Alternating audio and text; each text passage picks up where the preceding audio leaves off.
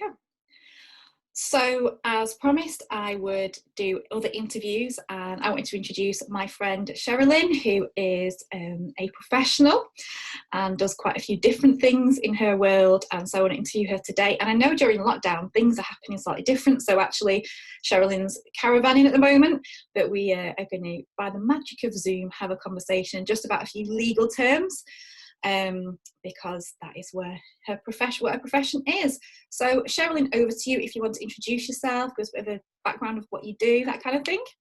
Hi, I'm Sheralyn Patterson. I have two different roles. I run my own business called Derby Legal Assistance, doing wills, probate, lasting power of attorney and funeral plans. I do a few other little bits on the side for friends as favours, but that's my primarily the legal areas I work with. I'm a paralegal lawyer, and I have been running that business now for 3 years. I've been qualified as a paralegal lawyer for 6 years now. It's my second career. I used to work in business, in industry for 20 years as a health and safety professional. And then I also have another role part-time for a charity, which I know we're going to talk about later. Brilliant.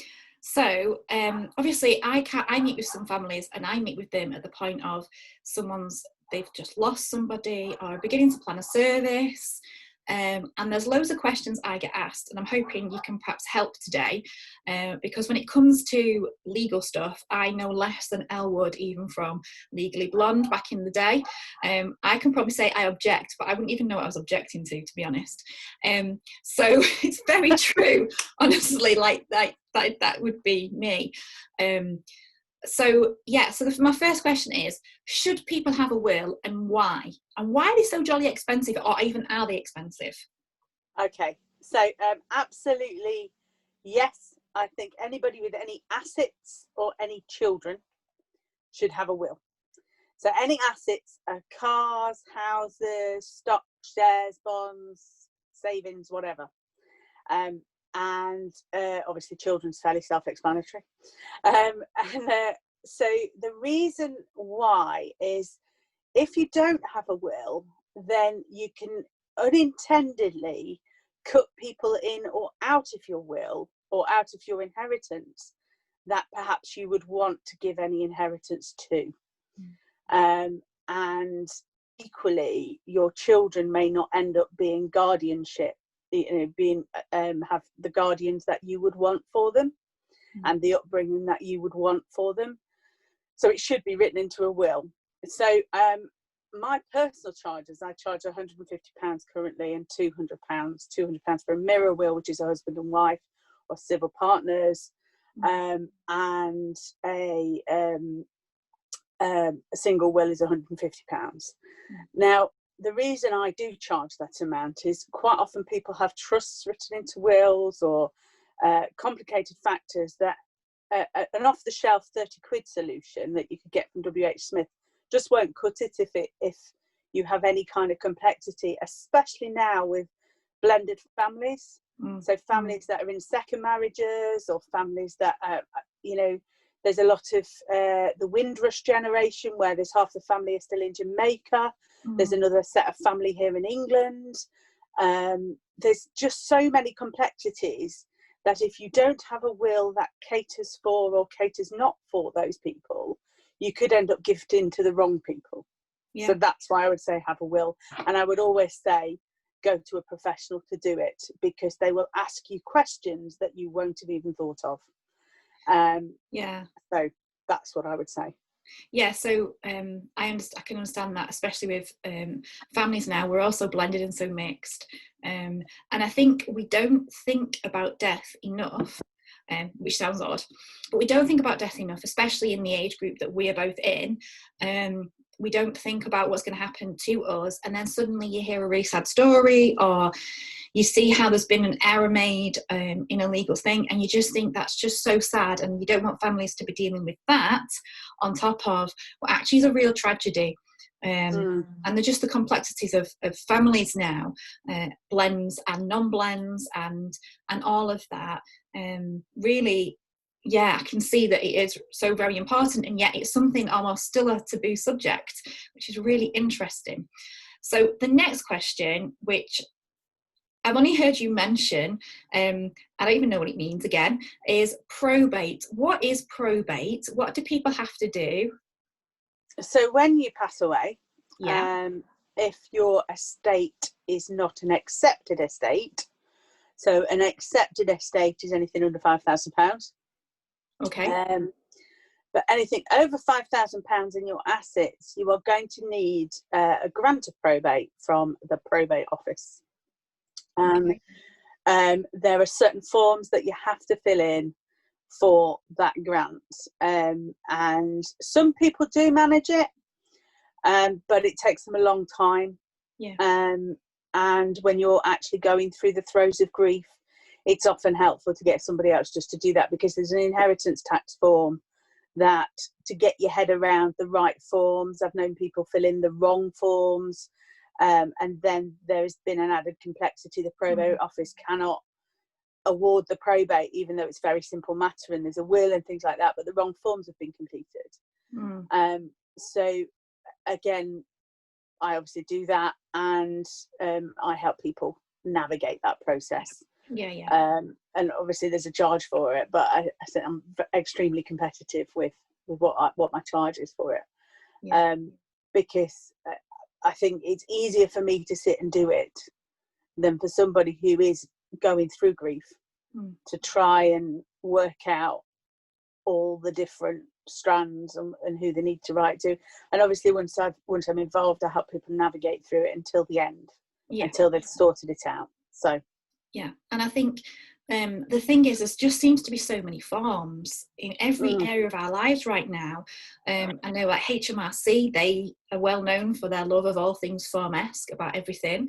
I know obviously there's death certificates. I know there's stuff around that where things are, and there's paperwork for you to fill in and for funeral directors, and there's paperwork that you have to carry to here and paperwork you have to do here. And so there just seems to be this mountain for people. And I know I've heard people say recently, I've got to sort probate out, but even as they're saying the word, they're like, so even that explanation is better. And gov.uk is helpful to a point, but there's still the element of these forms to complete, and the questions in them, although they've simplified them, the inheritance tax one is very legal-easy. And I don't think I'm not convinced it could be any other way because of the law. The probate one's quite, fairly straightforward, but the inheritance tax one is not. So and everybody has to complete both of those forms. And I just think it's already an emotional time. Even if you know that your loved one is ill or is, here's some incredible, I have some incredible services that I have the pleasure of doing, like people in their 90s. One lady was 99, almost 3 days after 100. I mean, what is I was willing up to the 100. But even in those situations, of course, there's still sadness and there's still grief because that person has gone out of people's lives. And so then to expect people to function. And I think one of my things that I've perhaps picked up in the 6-7 months I've been back in Derby and doing funerals is, for so many people, it's such a sad time, and they're not having time to grieve because they're having to do stuff. And so by knowing there's people like you out there who aren't going to just rip them off, aren't going to just kind of come up with a random number and they think that's the amount, aren't going to understand the system, and aren't going to make it sound too legalese, to just use words that they don't understand. Making the whole process more accessible and easy to allow people space to grieve in their own ways, because we all grieve so very, very differently, don't we? And some people grieve by filling in forms. Exactly. So great, off you go. A lot of people, off you go. A lot of people just get overwhelmed by them, and so much. Certainly, the people that I've assisted in this have all been in that kind of. It's just overwhelming. I've got this grief. It's overwhelming as well. I can imagine. Cool. So you've mentioned probate, you've mentioned wills, and then you've mentioned funeral plans. Now, occasionally I hear whisper of a funeral plan, because I'll have somebody say to me, oh, they've got a funeral plan. And then I'm like, fantastic. Does that mean they know what songs they wanted and they know what they wanted to say? And very rarely does it actually mean that I've discovered. It might mean they've picked a random hymn, but I've realised that a funeral plan is not what they want at their funeral. It's in fact something else. So yeah, you do funeral plans. So do you want to talk about that as well? Yeah, so I do funeral plans, but actually all the ones I've set up do give that information because of that reason. Thank you. Because I sit here going, I want to know about the person, like what they don't know. So, and with any funeral plan, you can set up the basics, which is the hearse and the undertaker and the crematorium and service, and whether you're going straight from where you've died to the crematorium, or where you've died to the church to the crematorium, or all of those different decisions. You can make those decisions. So when I talk to people about the funeral plans, I ask them which funeral director they want to use. I ask them which have they got any songs or hymns that they want to sing at their funeral? Have they got anybody they want to do their eulogy? Have they got that set out? And all funeral plans, once you've set up the actual plan, you can give the funeral plan people that detail, and it will be done. And then it's so much easier for the family left behind, because they're not having to make those decisions. You've already made them. And I think you've already made them, but it's actually to your choice. And I think, one of the reasons why I went with Unique Story as my kind of website, as something that I wanted to bring, is everyone has a unique story. And even though, we're similar in so many ways, I think within the group of friends that we have, we're probably the two loudest, surprisingly. But also the two most passionate about what we do, probably as well. But our funeral service would be very, very different, and even I guess how we would want them to be. And I think people don't think they've got a choice, and yet they do. Even down to, everyone assumes in Derby, especially, that there's only one place crematorium, and actually there's 3 or 4 you could potentially go to. Songs and hymns and poetry, and there's all these different choices, and it is available. People can make those choices at the point of making a funeral plan, and you can make a funeral plan at any age, can't you, as well? My service would be like a 2-day event, I've decided. Mine's probably going to be camping in the peaks currently. Okay, well, grand, as you are, but obviously, but I think for us, as you are at the moment, I think for us, obviously, we both want people to have choices, and the ability to have choices, and for it to be very much about them as an individual and their unique fingerprint. And I just keep thinking, we live in an incredible world, and there's such creations all around us, and we're all so very unique, that we should be able to, even at the point of after our deaths, have things where people think, yeah, that was them. And I think that's really important in a funeral plan, isn't it? So do a will and a funeral plan with you, and then when you pass on, when you are promoted, when you leave the planet, your family can then come back to you for probate. So that's the kind of way it would work legally. And I've had a number of clients where that has been their journey with me. Where I've done the will and the lasting powers while somebody's still alive, and then when they've passed away, I've done their probate. And it's just been very simple. So lasting powers, what does that mean? So lasting power of attorney. So that is where you set up a attorney. You both, you and your other half, or you tend to have each other as your attorney. So if you lose capacity, as governed by under the Mental Capacity Act, your attorney then can act as if they're you. Okay. And there's the amount of situations that I come across where, and there's been one recently where somebody is very severely ill now and has not set that up, and it's making a house sale impossible.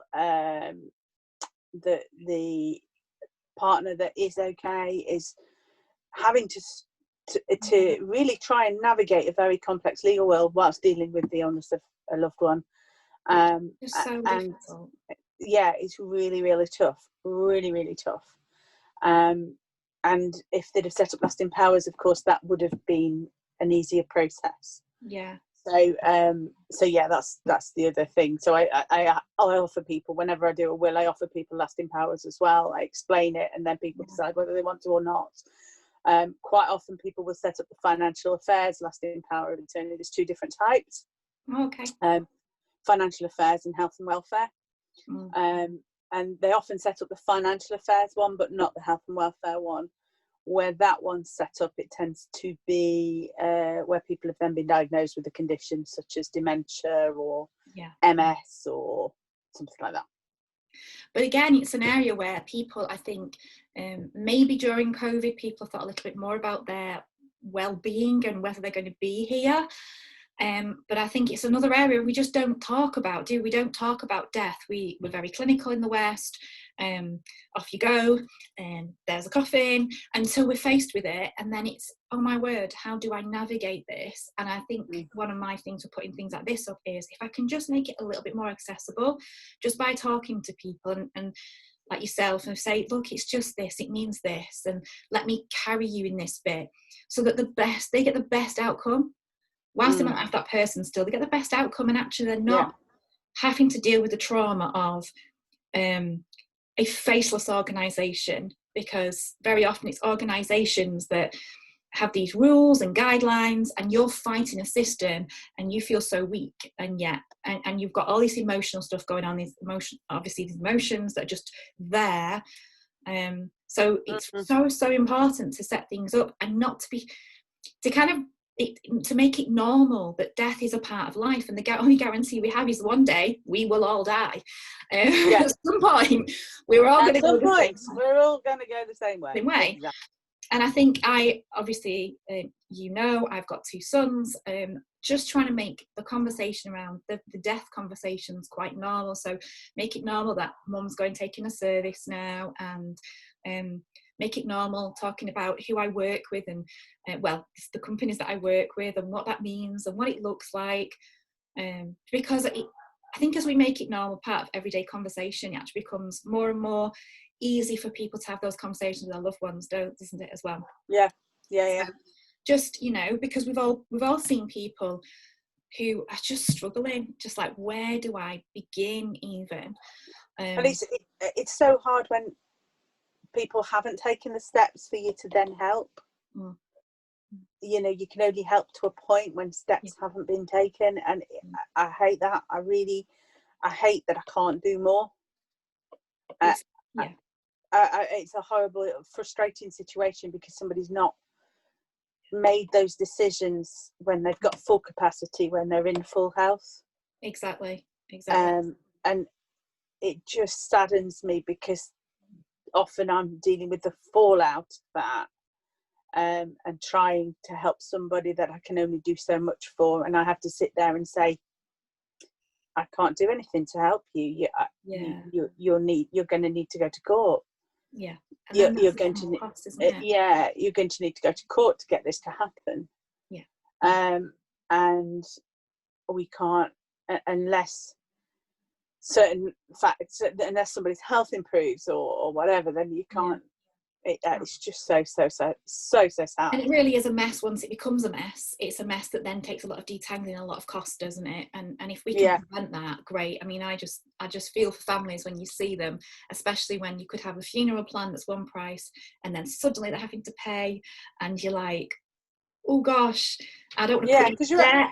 You're going to go into debt now, and there's crisis around that. Absolutely. And a basic funeral plan, the basic, there's like three or four different types, depending on how many limos you want. You only want one hearse, I would hope. But limos and things like that, there's different choices around that, and the times whether you want to view the bodies and things like that, and the costs associated with them. But one of the winning ones at the moment that I can offer is, I think it's the lowest one is £3,700 for the whole lot, and the highest one is 5,500 or something like that. Now, as an off-the-shelf distress purchase, a funeral is going to cost you at least £5 or £6,000. A basic one. So why not have a plan where the costs are set at the time that you buy it? and it's yeah. cheaper. It's Well, actually cheaper. So there was this gorgeous woman who I worked with in Prestatyn, Auntie Wynne, and she was this incredible lady, like real kind of sister. I loved, just an empowered woman. And she died age 99, but she'd actually bought her funeral plan just after her 70th birthday. She actually cost the funeral company much money, because when she bought her funeral plan, it was so cheap 29 years ago. And the funeral company honoured it because they could. And actually the man who owned the funeral company, Peter Roberts himself, came out and did her funeral, which he never did because he'd then retired. But almost as honour of her, when Auntie Wynne died, he took, and together we officiated, and he directed that service. And I just always think back to Auntie Wynne and thinking, 29 years later, that money wasn't wasted. And if you and I did it now, yeah, and we go on for another 40 years, and because of the way that funeral plans work and what happens to your money, the money is made off your money. So it's like it's in a trust fund that's reinvested. And as long as, and what I would say is, I particularly offer one plan because I've looked at the trust fund behind it and who runs it. Yeah. Because I would want to know that money was guaranteed later on down the line. Of course. And you don't want to give to a company. And there's a couple out there that are very, very, very, very good. But I think I would be very careful about where I would purchase a funeral plan from. Yeah, and do your research. Yeah. And I've got, for the one that I particularly sell, I've got a brochure, a trust brochure, right? Okay. That I can share with people, and it shows you there's a really big law firm that is one of the trustees, and then a really big accounting firm. So your money's safe. So, you want it. You want a safe trust. Yeah, of course. Because there is, I do believe there are cowboys out there. And I think the same everywhere. There's cowboy. It's very much so, because it's almost, I can't remember if it's regulated or not. No, it's not. No, the only regulation is the financial conduct regulation, because obviously it's a financial transaction. So it's not regulated as an industry. And it's a bit like the wills game, that you can get cowboy will writers that don't really understand what they're doing in wills. And it saddens me because people then have errors. And that's just so sad, because it's the wrong, like, you only get, I always say, you only get one opportunity to do a funeral well, but you only get one opportunity really to make sure for a family the will's done right. And if it's done by a cowboy, or if things, it just causes pain, unnecessary pain, doesn't it? Absolutely. Not right. I mean, one of the things I have, which costs an arm and a leg, but it's worth having, is professional indemnity. Yeah. So if I have made an error, I sincerely hope I haven't, but if I have made an error and it ends up costing, there is an indemnity behind me. Yeah. Which not all people will have. And so it's those kinds of things that are the background. So that people need to watch out for when they're dealing with, who is looking after the trust fund, who is looking at is there an indemnity policy for this person, is it's those kinds of things. Do your research, and actually if you personally do your research. And I'm even as I'm talking to you now, I'm thinking, gosh, I need to be doing my research, because I've got 2 boys that I've really got to do my research, and make sure, even at almost 40, I've got to prepare for the future and the legacy. I don't want to leave my children with debts because I've tragically died, and that it can just, I've seen in families the knock-on effect of families having to take out loans, families having to, the wills messed up, and the tension and the stress, and they're dealing with this trauma of losing someone. And it's just a real area where, I know as an industry it's not regulated. It needs to be in every sort of way. And actually, if there's ways around it, and ways that we can keep ourselves safe and people we work with safe, then that's fantastic, isn't it? So so a slightly lighter note, kind of, what would be your entrance piece for your funeral, Sheralyn? I had lots and lots of thoughts. So yeah, I can't, because I'd want to be cremated. Yes. And the side of me, the sarcastic side of me, would like go Bruce Springsteen, can't start a fire without a spark. You know. Yeah, you are a sparky personality, yeah. Yeah, sort of fire starter or something like that. You know, just something really ridiculous. But obviously, I'm a committed Christian, and I believe that Jesus loves me, and I believe I'm going to go to heaven. And so, one of my favourite songs of all time is "Bless the Lord, O my soul." Yeah. And it's just the last verse of that, you know, and on that day when my strength is fading, the end draws nearer, my time has come, still my soul will sing your praise unending, 10,000 reasons, then forevermore. And whenever I sing that song, I remember my dad on the morning of his death, and it just brings a smile to my face, and I just think I want to be that person that's still praising God at the end. Yeah. And so for me, that, you know, sarcasm aside, that would probably be my favourite entrance song. It would be your piece. I know I think I probably change mine once a week. Yeah.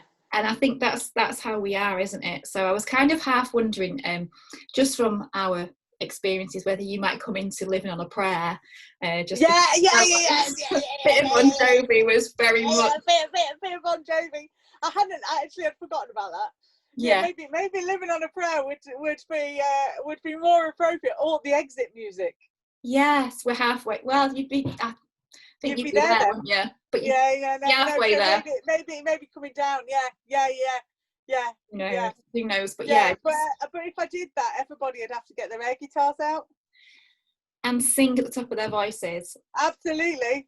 But we can't do that at the moment. We're not allowed to sing, so you're not allowed to buy a good photo. Yeah, I know. But I'm really hoping by the time we die that we might be able to sing again. The Rona will have, the plague will have passed. I know. The plague will have passed, and so living on a prayer. Of course, I'd forgotten about that one. Yeah, so everybody would have to sing it, and that clip that I swear Lucy's probably still got on her phone.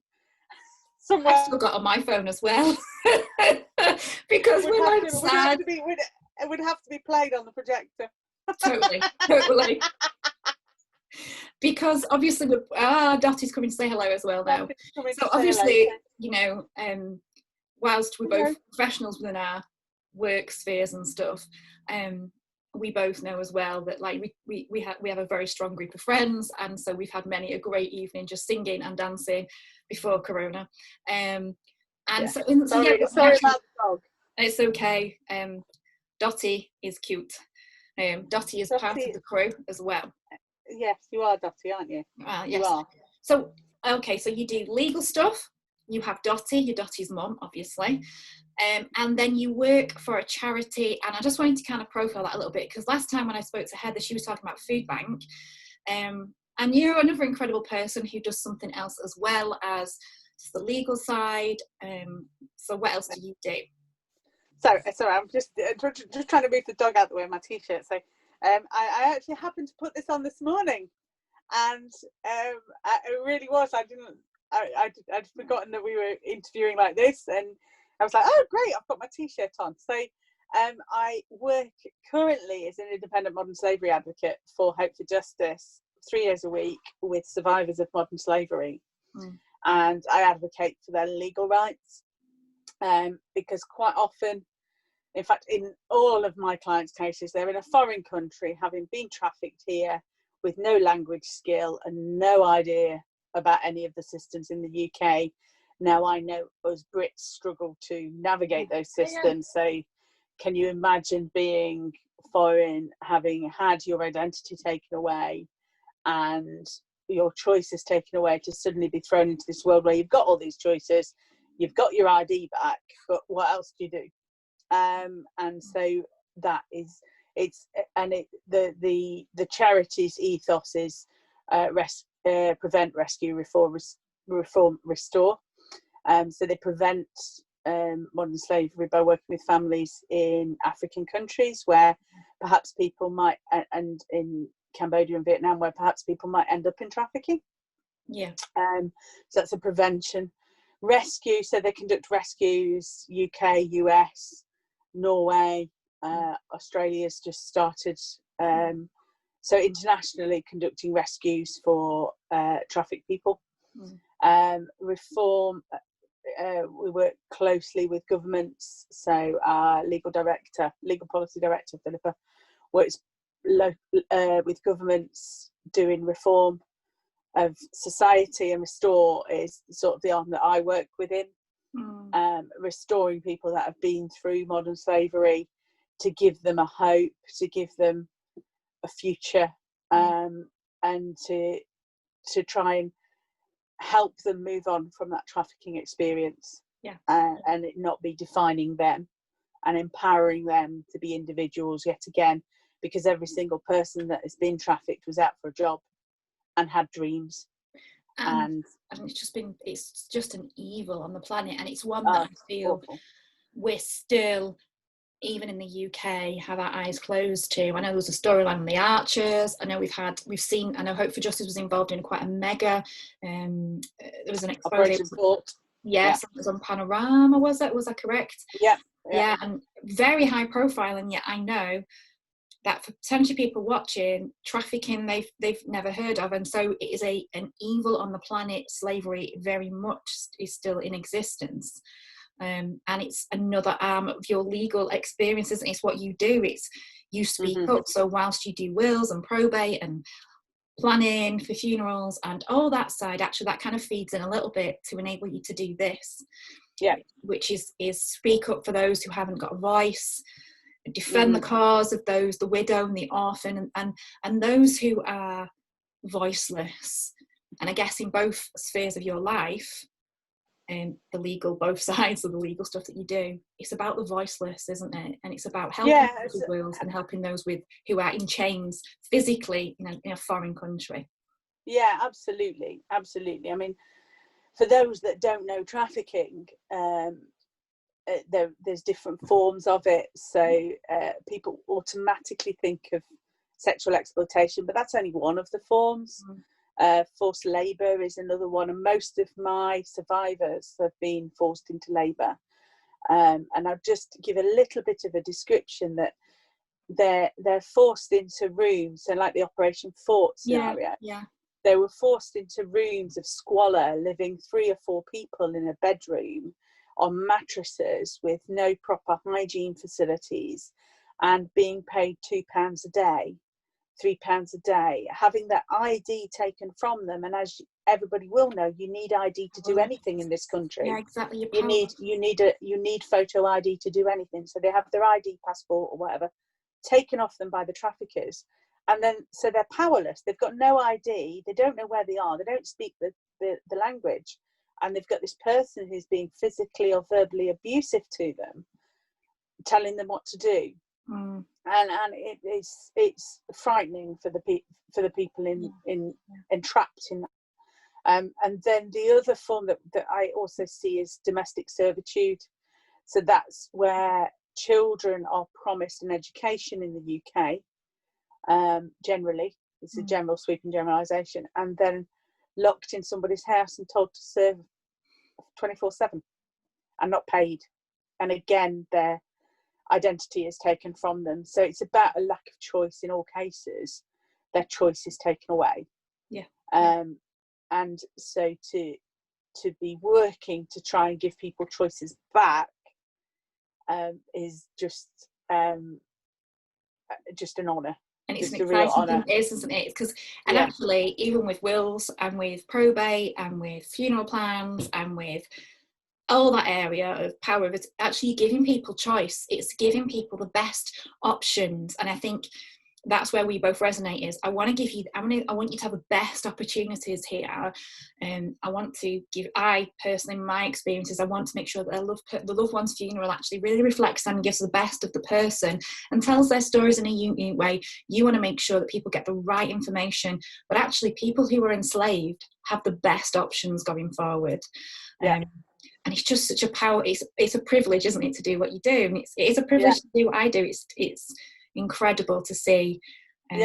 just see people's demeanour change, to see that there is a hope. There's always hope. There is always hope. Absolutely, there's always hope, and there's always a way forward. And yeah, I think people just have to be able to access that. They do. They do. And there's, I will do what I can to educate and help people understand that. Brilliant. Well, apparently, on someone's wisdom, you may be caravanning for another day, so I shall let you go in a moment. But if people want to get hold of you regarding wills, probate, funeral plans, power of attorney, or even want to know a little bit more about Hope for Justice, what's the best way of doing that? You got an email address, Facebook page? Email. I've got a Facebook page, Derby Legal Assistance, and you can message me direct on that. Perfect. Or if you message info, that's INFO, at Derby Legal Assistance, and assistance is spelled ASSISTANCE. Well done. .com. So derbylegalassistance.com. So it's info@derbylegalassistance.com. And then I will come back to you as soon as I can. So brilliant. If you're not off the hill, or because you were up Kilimanjaro this time last year, or around this time. I was, and I went up Kinder Scout yesterday. It was, and interestingly enough, I was in the Peaks this day last year, and memories cropped up on. So it cropped up on my Facebook. I was at Mam Tor this time last year, so I might venture up Mam Tor this afternoon if it's not too hot. Yes, go to Mam Tor in it. So Kinder Scout or Kilimanjaro, the future is yours, people, to seize. Thank you so much for your time. You and Dottie have an incredible day, and I'm sure I'll catch up with you actually properly in person at some point soon. See you soon. Thank you. Thank you. Bye.